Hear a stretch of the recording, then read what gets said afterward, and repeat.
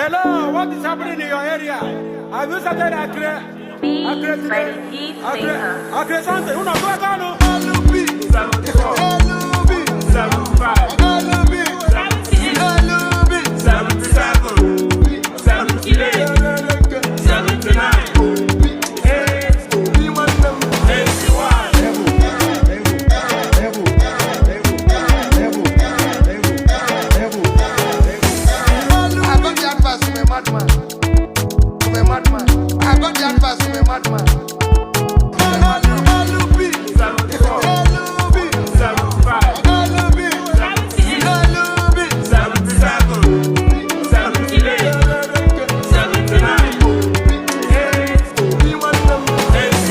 I think that for democracy to flourish, only people who can accept the pain of of defeat, should participate in an election.